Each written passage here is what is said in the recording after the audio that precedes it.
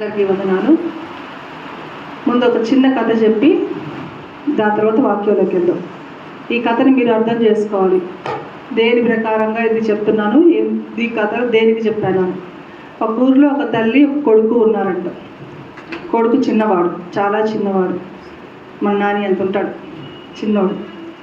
తల్లి కొడుకు, ఆ కొడుకు రోజు ఆడుకోవడానికి వెళ్ళడం, ఆ తల్లికి ఏదో ఒకటి తెచ్చిస్తూ ఉంటాడు అనమాట. అంటే ఒకసారి వస్తూ పక్కన వాళ్ళ కైల్లో నుంచి లేకపోతే పక్కన వాళ్ళ పొలంలో నుంచి తోటకూర తెచ్చి ఇచ్చాడనమాట. తల్లి సంతోషంగా తీసుకొని కుమారుడిని ఎంతగానో మెచ్చుకుంది. తర్వాత ఇంకొక రోజు వస్తా మళ్ళీ ఆ పక్కనే ఉన్న పొలంలో కూరగాయలు తీసుకొచ్చాడనమాట. అది తెచ్చినప్పుడు కూడా తల్లి ఎంతో సంతోషించింది. నా బిడ్డ ఇప్పుడే ఇంత చిన్న వయసులోనే నాకు అన్నీ తెచ్చిస్తున్నాడని సంతోషపడింది అనమాట. వాడు ఎదిగే కొద్దీ అన్నీ తెచ్చిస్తూ వస్తున్నాడు.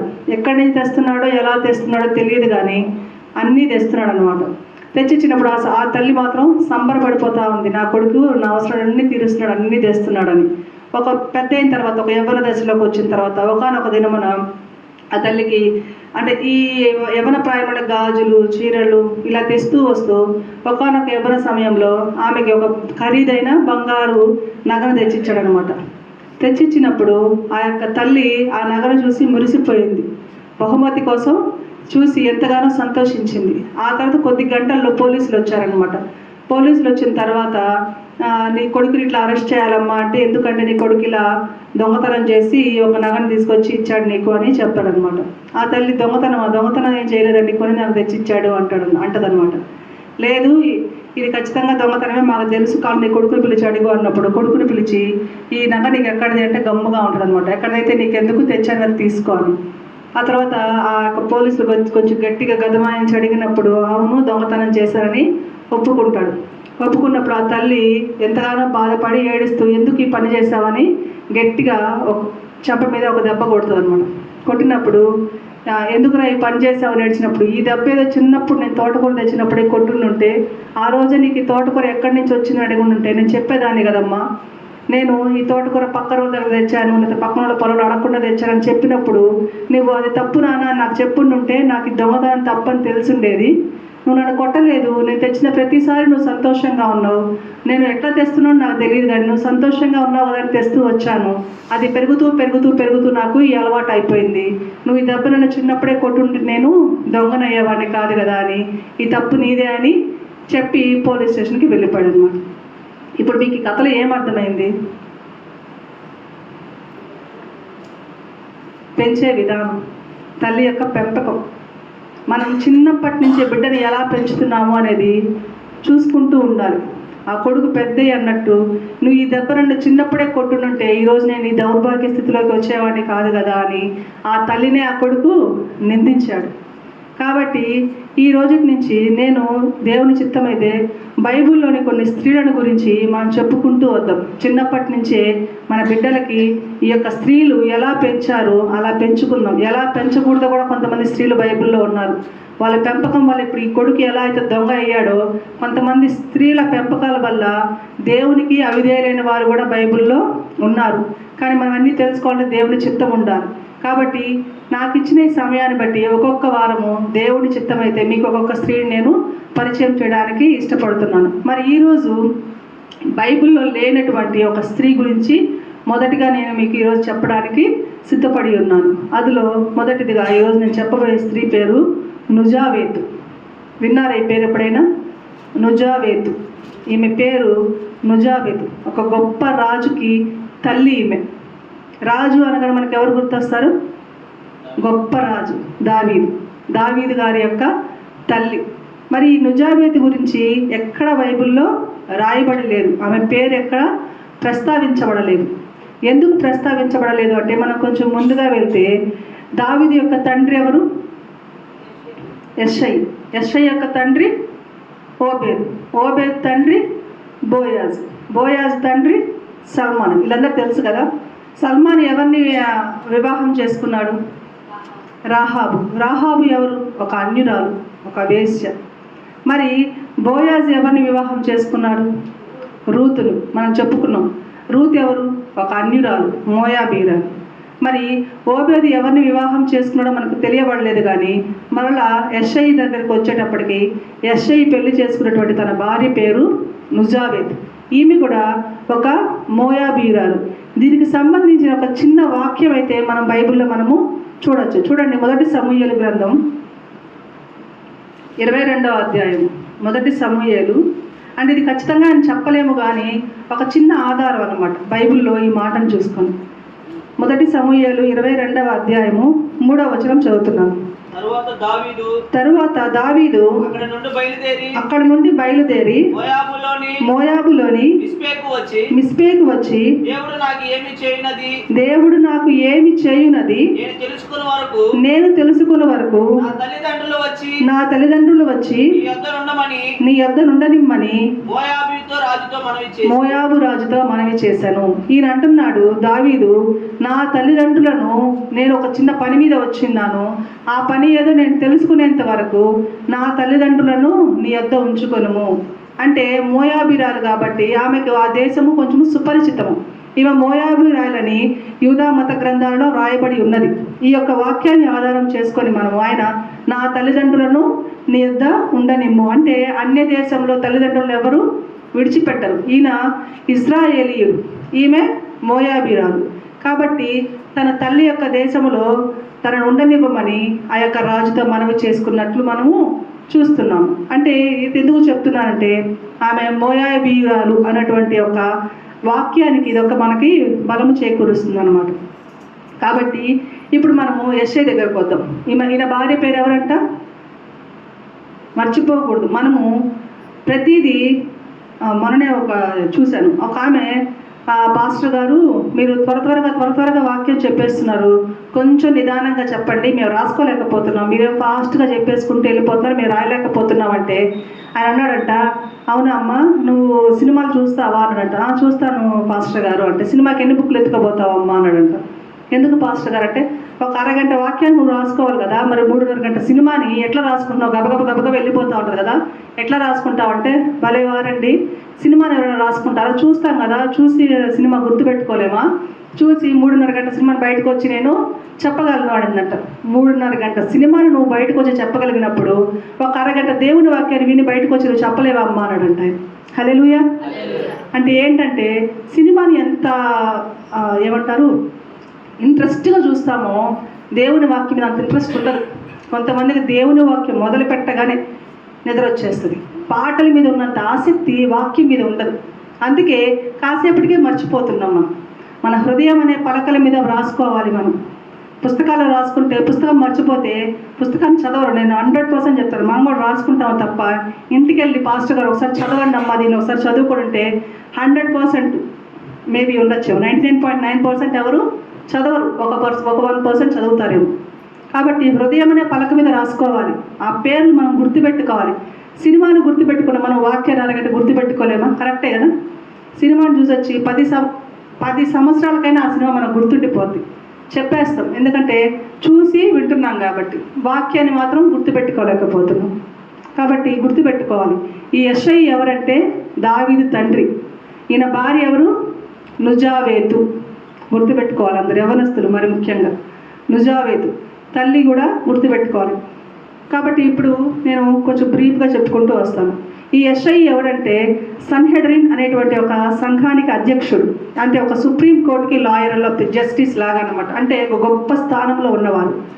వారి యొక్క మత యొక్క గ్రంథ ఆచారం ప్రకారము ఆ యొక్క అధిపతిగా లేకపోతే అధ్యక్షుడిగా ఉన్న ఆ యొక్క వంశంలో ఏ ఒక్క చిన్న మచ్చ కూడా ఉండకూడదు. ఈ యొక్క యెషయి ఎవరంటే దేవుని యందు భయము భక్తి కలిగిన వాడు, గొప్ప ఆస్తిపరుడు, మంచి ధనవంతుడు, తర్వాత మంచి జ్ఞానము కలిగిన వాడు. ఇలా అన్నీ మంచిగా ఉన్నాయి. కానీ ఈయనలో ఒక చెడు వెతకాలని చాలా ప్రయత్నం చేసిన తర్వాత యెషయికి 7 మంది కుమారులు పుట్టిన తర్వాత అక్కడ ఉన్న వాళ్ళందరూ కూడా ఈయన మీద ఒక నేరం మోపారనమాట. ఏమిటంటే నీవు ఒక మోయాబీరాలను పెళ్లి చేసుకున్నావు, నీవు యొక్క సీటుకి అలాగే ఈ యొక్క పదవికి నీవు అనర్హుడవు. ఎయిదర్ నువ్వు ఆమెను విసర్జించు, లేకపోతే ఈ పదవిని వదిలేసి అని చెప్పాడనమాట. కాబట్టి ఆయన ఇప్పుడు ఏం చేయాలో అర్థం కాని పరిస్థితి. పదవిని విడిచిపెట్టాలా, భార్యని విడిచిపెట్టాలా అర్థం కాని స్థితిలో వారిద్దరూ ఒక అండర్స్టాండింగ్కి వచ్చి భార్యాభర్తలు ఇద్దరు, నీవు ఆ యొక్క పదవిలోనే ఉండు, నేనే నీకు దూరంగా వెళ్తాను అని ఒక మ్యూచువల్ అండర్స్టాండింగ్, అంటే పరస్పర అర్థం చేసుకొని వాళ్ళు ఏం చేశారంటే విడిపోతారు. విడిపోవడం అంటే లోకపరంగా విడిపోయారే కానీ శారీరకంగా లేకపోతే మానసికంగా విడిపోలేదు. ఆయన భార్యని ఎంతగానో ప్రేమించేవాడు అనమాట. ఈ యొక్క నుజావేతుని తీసుకెళ్ళి దూరంగా ఒక దగ్గర పెడతాడు. పెట్టిన తర్వాత ఈయన మరలా వివాహం చేసుకుంటాడు. కానీ ఈయన మరలా వివాహం ఎవరిని చేసుకున్నారు, ఆయన ద్వారా బిడ్డలు కలిగారా లేదనేది మాత్రం మనకి ఎక్కడ తెలియబడలేదు. కాకపోతే ఈయన మాత్రం ఆ యొక్క నుజావేతినే ప్రేమించేవాడు. ఆయన వస్తూ పోతూ నుజావేతిని ప్రేమించేవాడు కనుక ఆమెను భార్యగా విడిచిపెట్టలేదు. కొన్ని దినాలైన తర్వాత ఈ యొక్క నుజావేతి మరలా గర్భము ధరించింది. గర్భము ధరించిందని తెలిసిన తర్వాత వీళ్ళ కుమారులకి ఆమె చాలా పాపపు స్త్రీగా కనపడింది. యెషయికి అంతకుముందు 7 మంది కుమారులు. అందరూ జాగ్రత్తగా వినాలి, వాక్యాన్ని గుర్తుపెట్టుకోవాలి. తల్లిదండ్రులుగా మనము తల్లిగా దావీదు యొక్క మహారాజ్ జీవిత చరిత్ర ఇది. కాబట్టి ఆ యొక్క తల్లిని అందరూ అసహ్యించుకున్నారు. 7 మంది కొడుకులు. నా యొక్క తల్లి ఇంత పాపాత్మురాలా, నా తండ్రి విడిచిన తర్వాత ఆమెకు గర్భం ఎలా వచ్చిందని అసహ్యించుకున్నారు. కానీ యెషయి తెలుసు ఆమె తన పవిత్రురాలని తప్పు చేయలేదని. యెషయి భార్యకైనా నుజావేతుకు కూడా తెలుసు. కానీ అందరి ముందు చెప్తే మరలా ఆయన పరువు పోతుంది, మరలా ఆయన యొక్క పదవి నుంచి తీసేస్తారు అని చెప్పి ఆమె కూడా ఎవరికి చెప్పినది కాదనమాట. అందుకే మనం కానీ చూసినట్లయితే ఆయన ఏమంటాడంటే బైబిల్ కీర్తనలో, నేను రహస్యమందు పుట్టిన వాడను అని కీర్తన గ్రంథంలో మనకి కనబడుతుంది ఆ మాట. రహస్యమందు నేను పుట్టిన వాడను, నా తల్లి నన్ను రహస్యంలో కడింది. అందరికీ మా అన్నల్ని చెప్పినంత గొప్పగా, మా అన్నలకి చేసినంత గొప్ప విందులు నేను పుట్టినప్పుడు నా తల్లి నాకు చేయలేదు. ఎందుకంటే నేను మా తండ్రికి విడిచిపెట్టిన తర్వాత పుట్టినవాడను, అందరికి నేను పాపాత్ముడను, నా తల్లి యొక్క పాపపు స్త్రీగానే కనిపిస్తుంది అని చెప్పినప్పుడు ఆయన ఎంతగానో వేదన పడి, ఎంతగానో బాధపడి కీర్తనలన్నీ రాసుకుంటూ వచ్చాడు. ఎవరికి తెలియదు. కానీ యెషయికి, నుజావేతుకు, దావీదుకు మాత్రమే తెలుసు, దేవుడికి తెలుసు. ఆమె యెషయికి మాత్రమే ఆ బిడ్డని కనిందని. ఆ తర్వాత ఈ చిన్నప్పటి నుంచే ఈ తల్లి అన్నీ చెప్తూ వచ్చింది. నీ అన్నలు నిన్ను చూసినా చూడకపోయినా, నీ తండ్రి నిన్ను చూసినా చూడకపోయినా, ఈ లోకం నిన్ను ఒప్పుకున్నా ఒప్పుకోకపోయినా, నీవు దేవుని యందు భయము భక్తిని నీవు కనపరచాలి. చిన్నప్పటి నుంచే ఈమె దేవుని యొక్క భయమును భక్తి ఆ బిడ్డలో నింపింది. మరి మోయాబీయురాలు కదా, మరి ఈమె దేవుని నమ్మిందా లేదా అంటే చూద్దాం. దాని ఒక్క మాట కీర్తన గ్రంథంలోనే 86వ కీర్తనలో 16వ వచనం. 86వ కీర్తనలో 16వ వచనం దావీదు గారు అంటున్నారు, నా తట్టు తిరిగి నన్ను కరుణింపుము, నీ సేవకునికి నీ బలమును అనుగ్రహింపుము, నీ సేవకురాలి కుమారుని రక్షింపుము. హల్లెలూయా. ఎవరంటే ఈమె నీ సేవకురాలు అంటే దేవుణ్ణి నమ్మింది, దేవుణ్ణి విశ్వసించింది. అందుకే అంటారు కదా, చూచి నమ్మిన వారి కంటే చూడక నమ్మిన వారు ధన్యులు. దేవుణ్ణి ఎరిగిన ప్రజల కంటే దేవుణ్ణి ఎరగక ప్రజలు వచ్చి నమ్మిన తర్వాత వారు ఎంతగానో విశ్వసిస్తారు. రాహాబు అలా వచ్చిందే, రూతు అలాగే వచ్చింది. ఇప్పుడు ఈమె కూడా దేవుని ఎరగని ఒక అన్యురాలు అయినా కూడా దేవుని ఎంతగానో విశ్వసించింది, దేవుని బలమును గ్రహించింది. అందుకే తన కొడుకుకి చిన్నప్పటి నుంచే దేవుని మాటలు చెప్పుకుంటూ పెంచిందనమాట. చూద్దాం ఒకసారి. కానీ ఎందుకు ఇలా చెప్పిందంటే ఒకసారి 69:8 చూద్దాం. ఎందుకు ఇలా చెప్పుకుంటూ పెంచింది చిన్నప్పటి నుంచే ఆమె అంటే, అతను చిన్నప్పటి నుంచి ఎవరి ప్రేమకి నోచుకోలేదు. కీర్తనలు 69:8 మాటలో చూస్తున్నాను, నా సహోదరులకు నేను అన్యుడనైతిని, నా తల్లి కుమారులకు పరుడనైతిని. వాళ్ళంతా ఒక తల్లి సంతానమే. అది యెషయి కూడా ఎన్నోసార్లు వాళ్ళ అన్నలకు చెప్పినప్పటికీ కూడా అన్నలు ఆయన ఇష్టపడలేదు. యోసేపుకి ఎలాగైతే అన్నలు దూరం చేయాలని తండ్రికి ఇష్టము ఉన్నా కూడా చంపాలని ఎప్పుడైతే యోసేపు అన్నలు కూడా ఎలాగైతే ఆయన కుట్ర పన్నారో, ఇక్కడ దావీదు అన్నలు కూడా అంతే. ఆయన ఇష్టపడలేదు. తన తండ్రి తన తల్లి కుమారుడు అని చెప్పినా కూడా వాళ్ళు నమ్మలేదు, అతని వేరుగానే చూశారు. అందుకే ఈ మాట అంటున్నాడు, నా సహోదరులకు నేను అన్యుడనైతిని. నేను వాళ్ళ ఒకడని ఏ రోజు వాళ్ళు ఎంచుకోలేదు, నేను వాళ్ళ తమ్ముడని ఏ రోజు వారు నన్ను గుర్తించలేదు, నన్ను పరాయివాడిగానే చూస్తున్నాడు. నా తల్లి కుమారులకు పరుడనైతిని, నేను వాళ్ళ తల్లి కన్నా బిడ్డని. మేమందరం ఒక్క సంతానమే, అయినా కూడా నన్ను వాళ్ళు పరాయి వాడిగా చూస్తున్నారు అని చెప్పాడు. అందుకని దావీదు కూడా ఎంత లేదన్న కొడుకు మీద ఎవరికైనా ప్రేమ ఉంటుంది. అందులో ఆఖరి కుమారుడు కాబట్టి అతన్ని అందరూ అసహ్యించుకుంటున్నారని చెప్పి, ఇక్కడ మా మధ్యలో నువ్వు ఉండడం అంత మంచిది కాదు, నీవు ఈ గొర్రెలు తీసుకొని ఆ అడవిలోకి వెళ్ళిపో అంటే అతనికి జీవనాధారం చూపించాడు. ఈ యొక్క జనములో ఉండకుండా అడవికి ఆయన్ని పంపించేశాడు అనమాట. అడవిలోకి వెళ్ళిపోయినా కూడా ఈ యొక్క అన్నలు ఎప్పుడు దావీదుని చంపాలని, లేకపోతే దావీదు మీద నింద మోపాలని, దావీదుని ఎలాగోలా పట్టించాలని ప్రయత్నం చేస్తూ ఉండేవారంట. ఈ యోధా మత గ్రంథాచారం ప్రకారం 2 లేదా 3 కూట సాక్ష్యంగా ఒకరి మీద నేరం మోపితే ఆ నేరము అంగీకరించబడుతుంది. అదే ఇప్పుడు కూడా వస్తుంది కదా, కోర్టులో ఎవరైనా చెప్పాలంటే విట్నెస్ ఉండాలి, సాక్ష్యం లేకపోతే అది చెల్లదు. అట్లాగా ఈ యొక్క అన్నలు ఎప్పుడు దావీదును ఎప్పుడు పరిశీలన చేస్తూ ఉండేవారంట. చూడండి ఒక మాట, 41:7 వచనం కానీ 109 4 వచనం కానీ, 41:7 కానీ, నన్ను ద్వేషించు వారందరూ కూడి నా మీద గుసగుసలాడుచున్నారు, నశింప చేయవలనని కీడు చేయని ఆలోచించున్నారు. అంటే వీళ్ళందరూ ఎప్పుడు చూసినా దావీదుని ఎట్లా ఒకట్లుగా ఏదో ఒకటి చేయాలని ఆలోచనలు పండుతూనే ఉంటారంట. చూడండి 109:4 కూడా ఏదో ఒక విషయంలో ఆయన ఎప్పుడు వెన్నంటి ఉండి అంటే ఏం చేస్తున్నాడో అని చూస్తూ ఉండేవాళ్ళంట. నేను చూపిన ప్రేమకు ప్రతిగా వారు నా మీద పగబట్టి ఉన్నారు, అయితే నేను మానక ప్రార్థన చేయుచున్నాను. వాళ్ళు ఎప్పుడు నేను ఎంత ప్రేమిస్తున్నా కూడా 56:6 కూడా ఎంత ప్రేమిస్తున్నా కూడా వాళ్ళు నన్ను ప్రేమను అర్థం చేసుకోలేకపోతున్నారు. నేను ఎంత ప్రేమించిన వాళ్ళు నాకు దానికి ప్రతిగా వాళ్ళు నాకు పగనే ఇస్తున్నారు.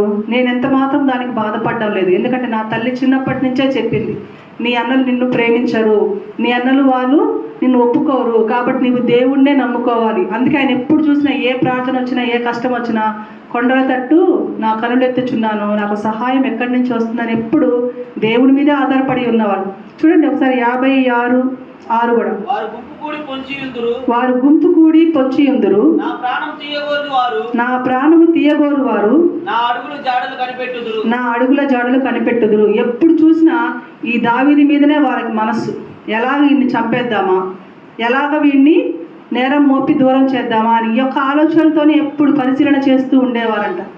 ఈ యొక్క ఆలోచనల మీదనే వాళ్ళకి ఏంటంటే సరేలే ఒకవేళ పులైనా చంపేస్తుంది, సింహమైనా చంపేస్తుంది, అట్లా కుదరకపోతే మనమైనా ఇలాగైనా చంపేద్దాం, ఏదో ఒక విధంగా వాడిని చంపాలని చూస్తూ ఉన్నారన్నమాట. కానీ దేవుని సహాయము ఎప్పుడు దావీదుకు ఉండేది కదా. కానీ దావీదుకేమో ఆయన 133:1 చెప్పినట్టు సహోదరుడు ఐక్యత కలిగి నివసించుట ఎంత మేలు అనుకునేవాడు. కానీ ఆ యొక్క ఆశ దావీదుకి అప్పటి వరకు తీరలేదు. ఈయన దేవుడు తోడున్నాడు కాబట్టి సింహాలు వచ్చినా ఎలుగుబంటలు వచ్చినా దేవుని యొక్క సహాయం ఎప్పుడు కూడా దావీదుకు ఉంటుంది అనమాట.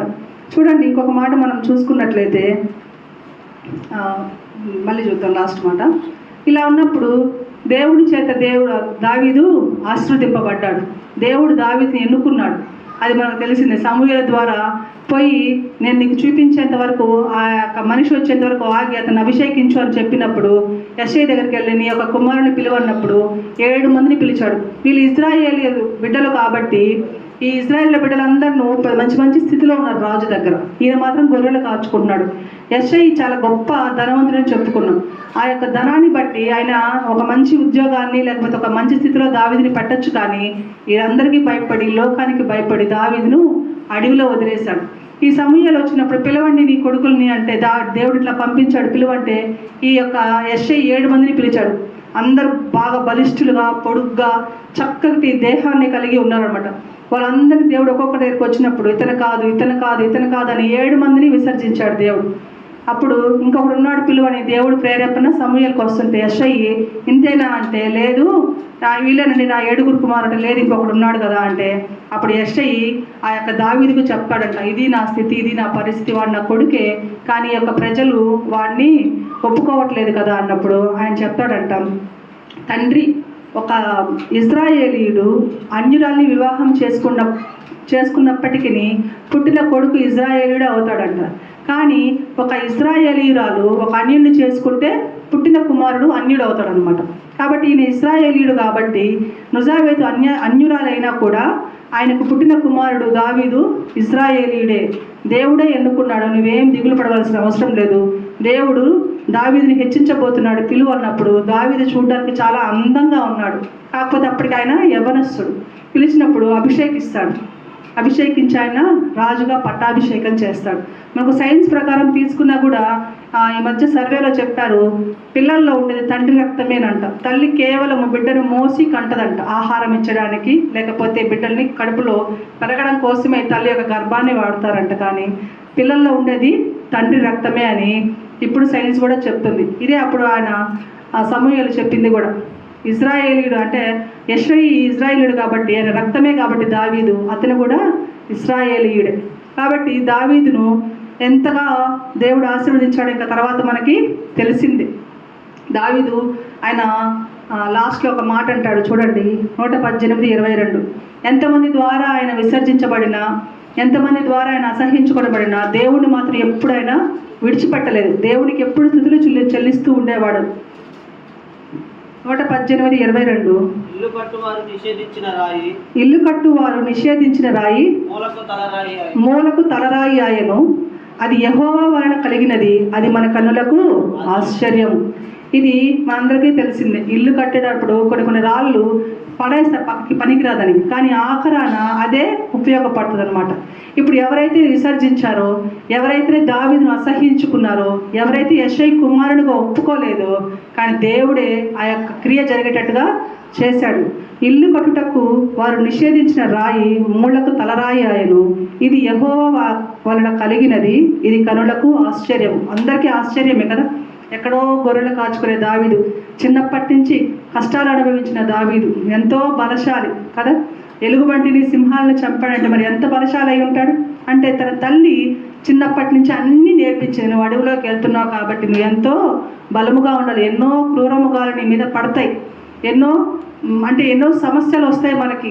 క్రూరమృగాలంటే ఇప్పుడు మన క్రూరమృగాలు లేవు, ఎన్నో సమస్యలు వచ్చి పడతాయి మనకు మించినవి. మనము వాటిని ఆపేంత శక్తి మన దగ్గర ఉండదు. కానీ మనకు సహాయం నీ తండ్రి వల్ల రాదు, నీ యొక్క అన్నల వల్ల రాదు, కానీ నీకు సహాయం చేసేవాడు దేవుడే. హల్లెలూయా. ఈ మాటలు చెప్పి పెంచేది. అందుకే ఆయన ఎప్పుడు చూసినా దేవుని స్తుతి. బైబిల్ అంతా కలిపి స్తుతి అనే మాట 250కి పైగా ఉంటే ఒక్క కీర్తనలోనే 100కు పైగా ఉందంట. అంటే ఎప్పుడు స్తుతించేవాడు దేవుడిని.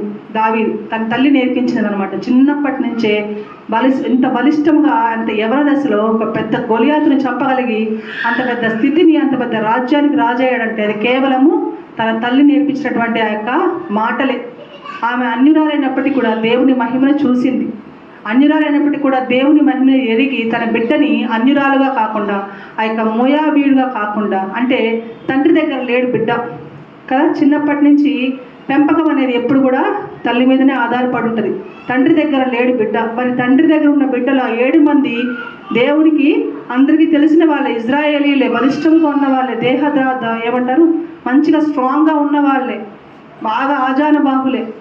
అయినా కూడా వాళ్ళకి లేనటువంటి ఆ యొక్క హెచ్చింపు తల్లి దగ్గర పెరిగాడు కాబట్టి, దావీదు తల్లి మాటలు వింటూ పెరిగాడు కాబట్టి, తల్లి యొక్క బోధన విన్నాడు కాబట్టి ఆయనకి అంత పర్సనాలిటీ లేకపోయినా కూడా దేవుని చేత హెచ్చింపబడ్డాడు, రాజుగా అయ్యాడు. ఎందుకని?